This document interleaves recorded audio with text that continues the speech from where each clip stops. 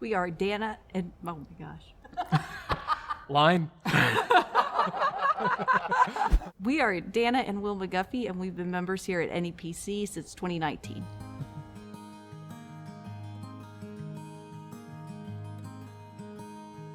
We have two boys, Neil, who is 2, and Mitchell, who is 3.5 months now. Mm-hmm. Yeah, and they are a handful. We moved here in 2018, in July of 2018, and we spent a year going to churches, just going to different ones. And we came to this one, I think, several times and just sat in the back. And it was really, you don't really get much out of it, going and sitting in the back and not actually going and meeting people and talking with people and engaging with the other activities that are going on in the church. What drew us to NEPC was probably just the worship service itself, I guess. We really liked the music, and we liked things like reciting the Apostles' Creed, that sort of thing. I think we were looking for something a little bit more less contemporary, a little bit more on the traditional side and a little bit less on the contemporary side.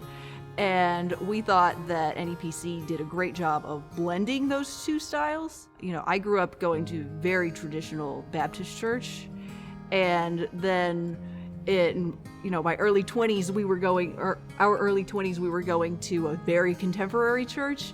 And so I wanted to, we really wanted something that balanced those two. And so that is why we kept coming to NEPC. But really, we joined because we liked the people. So one of the reasons why we got more involved with life group and discipleship hour and all of that sort of stuff, I think kind of comes from when we were living in New York. We went to a church, and just the I guess the general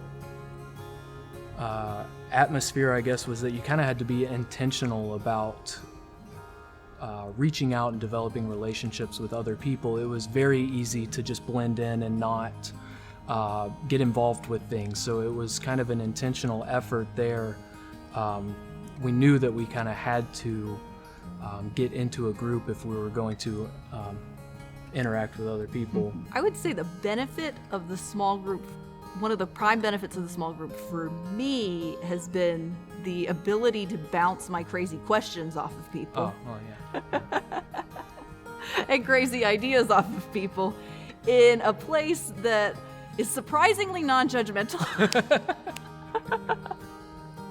But yeah, it's good to be able to share ideas and thoughts with each other.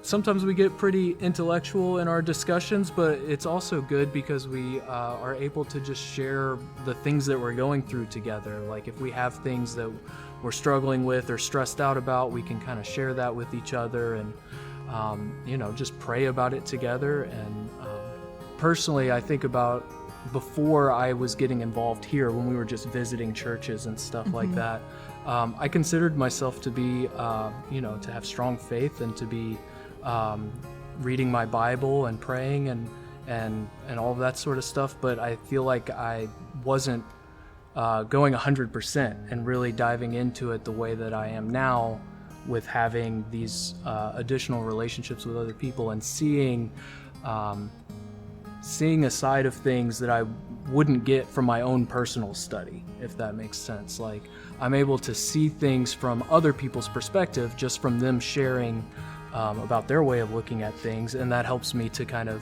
I guess, see things from a different perspective that I wouldn't have by myself. It was real easy to just slip into a habit of just kind of coming, sitting in the back, watching a service, and then leaving without interacting with other people, and that those interactions are something that you have to intentionally, I guess, seek out.